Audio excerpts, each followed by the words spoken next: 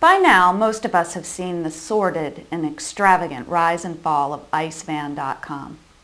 I recently had the opportunity to meet with the filmmakers that brought the story to us, as well as several of the key people with the company. The directors behind the film are husband and wife team Cal Deutsch and Sharon Zesma. We did want to make a documentary about an internet startup that had failed, but there were so many out there that were so ridiculous where the business model was something people would look at and say, come on, there's no way somebody really could have done that as a company. Started up with cinder blocks and ended up with frozen water and became IceVan because that was the only domain name we could get. There you have it. The filmmakers created IceVan out of thin air.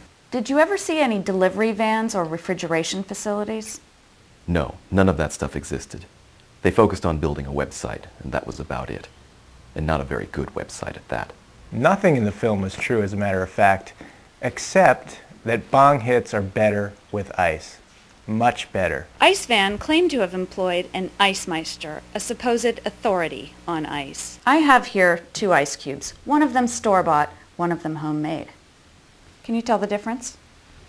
Yeah. You know, it's hard in these kind of conditions. I think that's probably the store-bought one there. Both of those ice cubes came from my own freezer. You really don't know anything about ice, do you? Much has been said about the overzealous analyst that covered IceVan. You were an analyst in the film. Are you really an analyst? Of course I'm an analyst. You know, pick a stock. Okay, AT&T. Sell.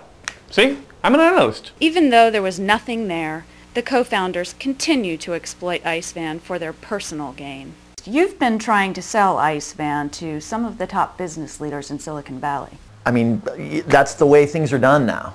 It's a bargain basement world. 15 Minutes obtained this hidden camera footage of Jeff making his pitch. I've gotten a couple calls from eBay. Let's say it was $1 million. And $500,000? Come on, Mr. Bezos. $50,000, what's that to you? We've also obtained hidden footage of Elliot using his IceVan connection for his personal benefit. Well, we deliver ice on the internet.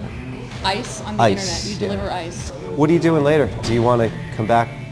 You know. Rumor has it that there's an IceVan curse, that many of the people associated with the film have been laid off of their subsequent jobs. Yes, I was laid off when this film was being made. I heard about the curse. I mean, it's ridiculous. It's not like that many people have lost their jobs that have been associated with this project. I mean, granted, I did get laid off, and Elliot and Jeff have lost their jobs, and Gary and Dan and Ela and George. But that's about it. I mean, that's like nothing. In spite of the critics, the directors have more projects underway. We have 2 other films in the works right now, 2 other shorts. One's another parody, and one is an original production. Yeah, well actually I have a full-time job that I have to go to every day.